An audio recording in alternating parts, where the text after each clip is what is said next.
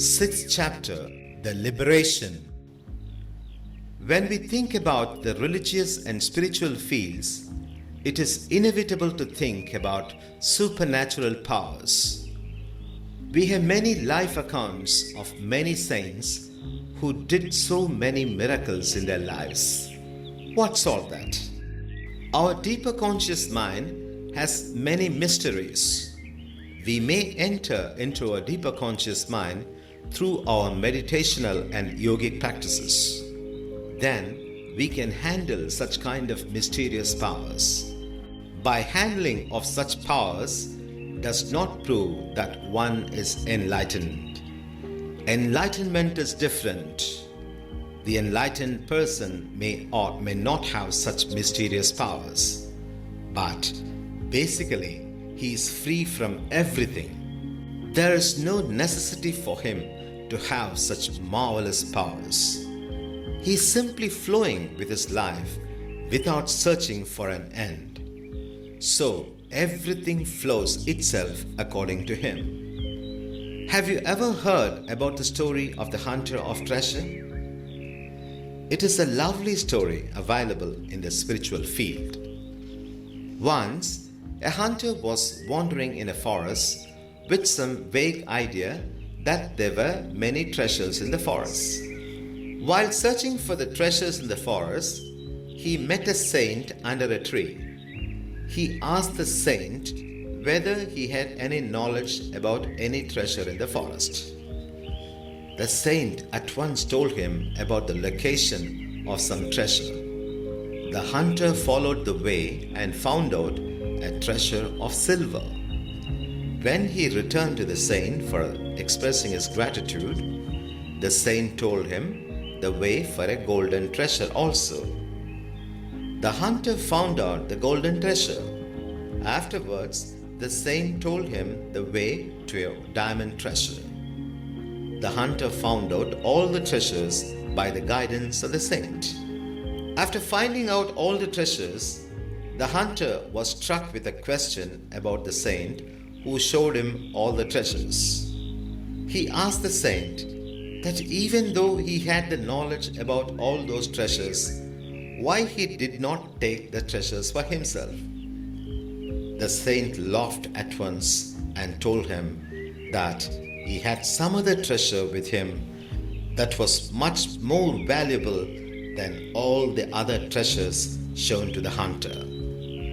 The saint told him that liberation was the greatest treasure when compared to the objects either in the earth or in the heaven. Liberation is the highest one in the spiritual field. The occult powers and the other spiritual experiences are nothing before this liberation. The occult powers and such other spiritual experiences may be considered as a great attainment and an achievement in the spiritual field.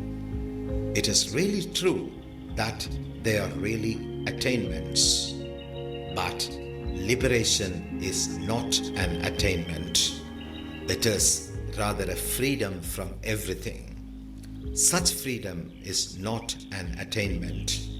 It is a freedom from all attainments, whether they may be of the earth or of the heaven. In liberation, everything flows. The I consciousness itself is a flow from one's subconscious mind to the conscious mind. The I consciousness itself is a flow. It subsides during our sleep. It flows only when we are awake. The I consciousness is not a static one. It is also flowing like other feelings. The I consciousness is nothing but our thought. Our thought is present only when we are awake and in dreams. Since thought is absent in our dreamless sleep, the I consciousness is also absent in our deep sleep. There is no I consciousness apart from our thought. When we feel ourselves liberated, the flow of our I consciousness will also become unimportant. We will allow it to come and go as other feelings. We will not be attached to anything, including our I consciousness. It is not our imagination, it is our actuality. Once you feel yourselves liberated, easily you will get the feeling that you are not anything in particular. Everything comes and goes according to the circumstances where one happens to be existing. The person who possesses something is called a possessor. A possessor is always controlled by the thing which he possesses. It is natural. When we possess anything, we do not possess them. Actually, they only possess us. There is a human story. Two friends, while standing by a riverside, saw a bundle floating on the recent flood of the river. They did not know the nature of the bundle and its contents, since it was floating somewhat away from them. One of them, who was good at swimming, jumped into the river and reached the bundle with great effort. When he touched the bundle, he came to know that it was not a bundle but a wild bear caught in the flood. The bear at once grasped him for its escape from the flood. He was unable to swim and he was staggering and struggling. The friend at the banks shouted at him, "Leave the bundle if you are unable to bring it to the banks." But he shouted back, "I am not holding the bundle, but the bundle only is holding me." Actually, possession creates the possessor. If I am attached to my pleasure and happiness, they create me as a possessor in a positive way. If I struggle against my sorrow, I am attached to my sorrow negatively. The negative attachment also creates me as a possessor. A possessor is so powerful to the extent of his attachment. If his attachment is powerless and weak, the possessor would also be powerless and flimsy. The possessor is our I consciousness. As every consciousness is flowing, the I consciousness is also flowing. When the I consciousness possesses anything, it becomes the possessor. The I consciousness can flow freely and easily, but the possessor cannot. When it becomes the possessor, it is unable to flow. It gets a vicious circle of consciousness around itself. Until there is the possessor, there will not be any regular flow of our consciousness. We have to be clear with ourselves that the I consciousness is not an obstacle for the flow of consciousness, but it will be an obstacle if it becomes the possessor. So we have to dissolve only the possessor alone, and we need not dissolve the I consciousness. Moreover, it is impossible to dissolve the I consciousness. Whenever there is consciousness, there would be I consciousness. We cannot separate the I consciousness from the consciousness.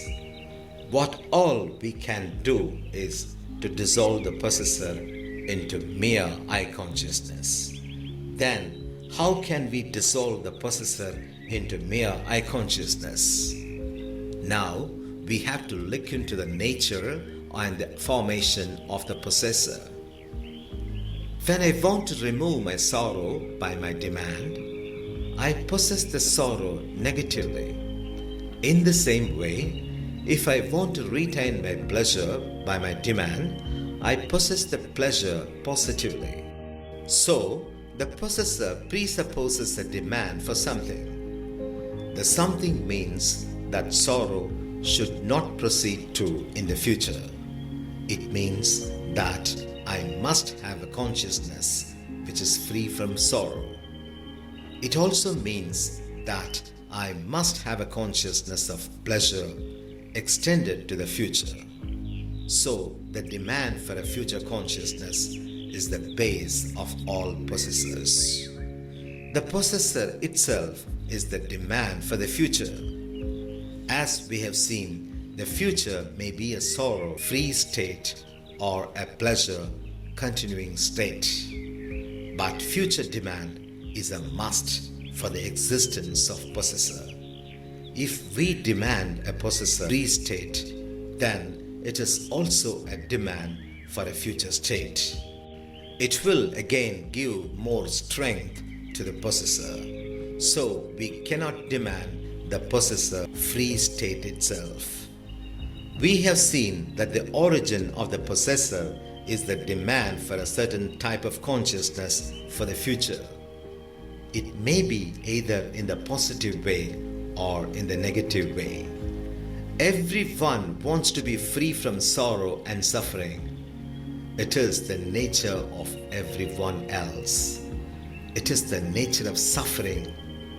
The feeling of pain itself activates the desire for the freedom from pain. In the same way, the feeling of pleasure itself activates the desire for more pleasure. So, the desire is natural and spontaneous. So, the formation of the possessor itself is a natural one, a spontaneous one. So, anything that comes spontaneously will also fade away spontaneously. We need not worry about the disappearance or appearance of the possessor, because such worry itself will give life and strength to the possessor. So the reaction that is sorrow is natural. The reaction to a reaction that is fighting against sorrow is also natural, spontaneous, and automatic. It is our nature to fight against sorrow. We are unconsciously fighting against sorrow.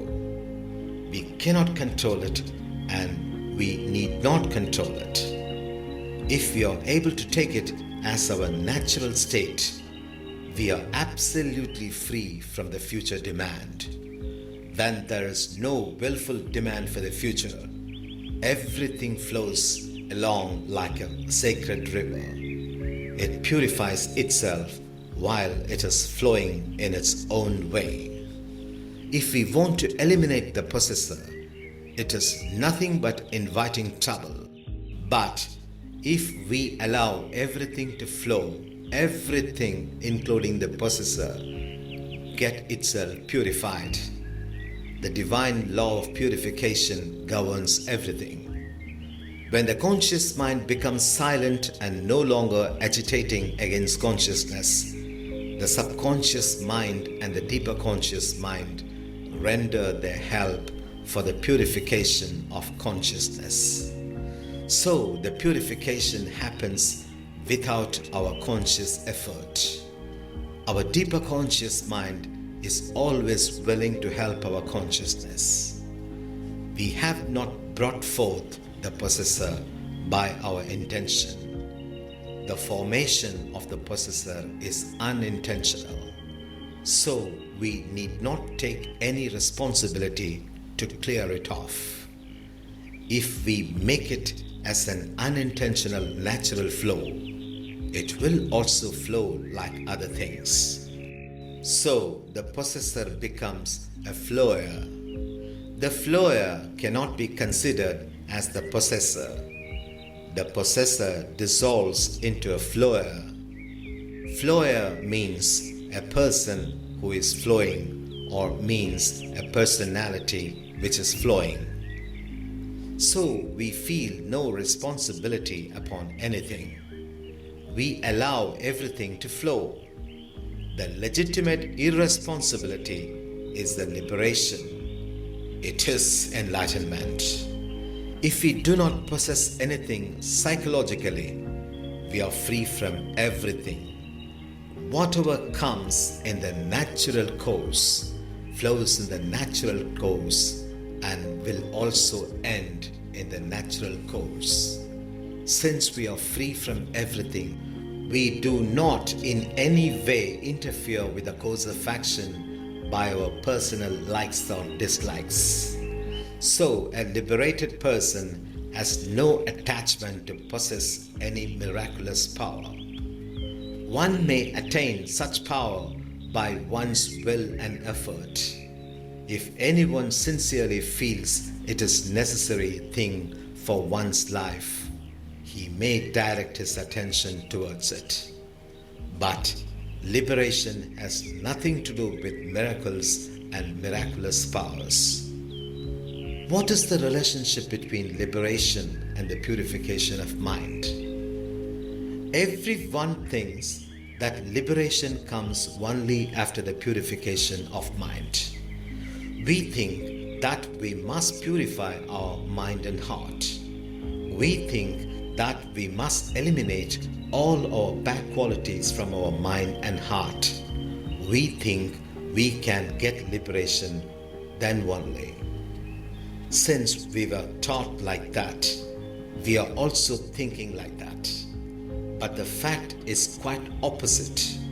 Purification dawns only on our liberation.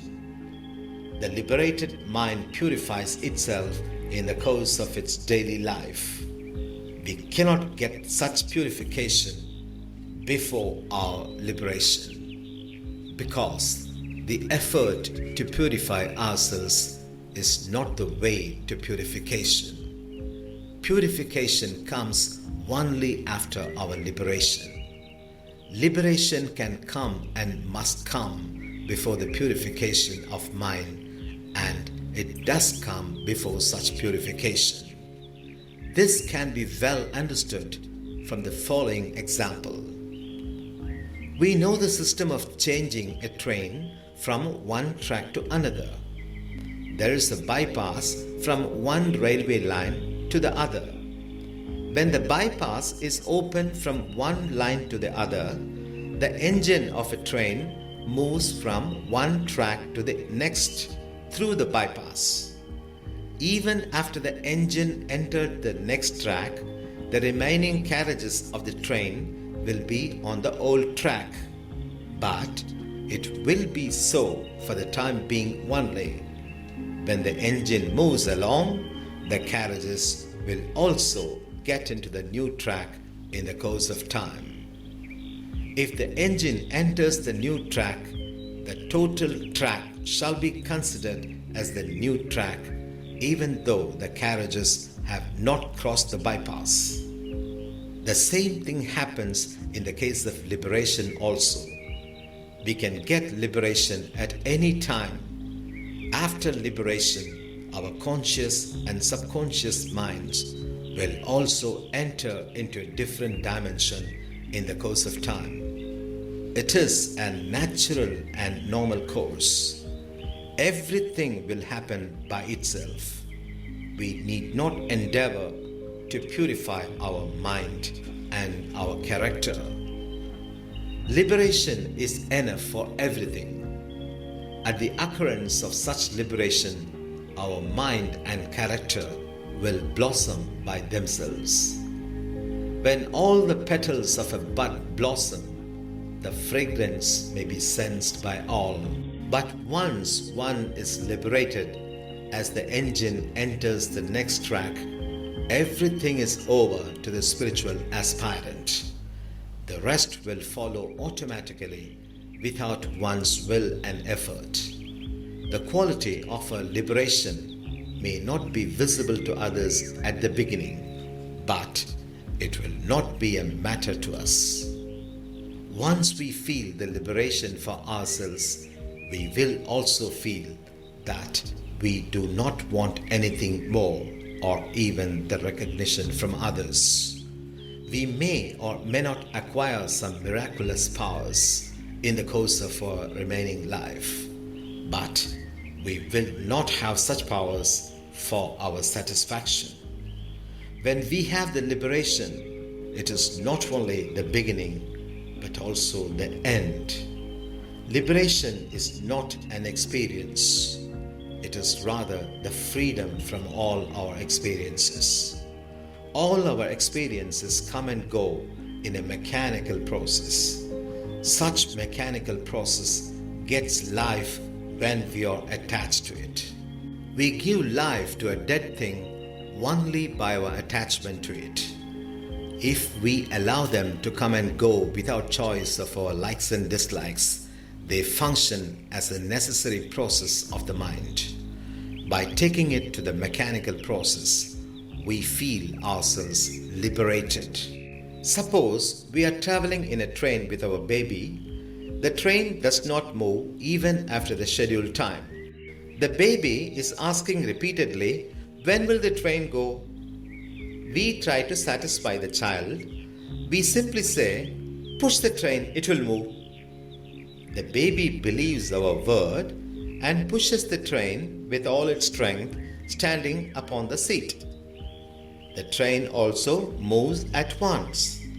The baby is very happy as it believes that the train is moving only because of its effort of pushing the train with its hands. We are also encouraging it, "Don't give up pushing." Soon we reach the next railway station. We ask the child, "Don't push. Let us see what the station is." The child stops pushing the train and the train also stops at the station. We again ask the child to push the train. The baby once again starts pushing the train and the train also moves.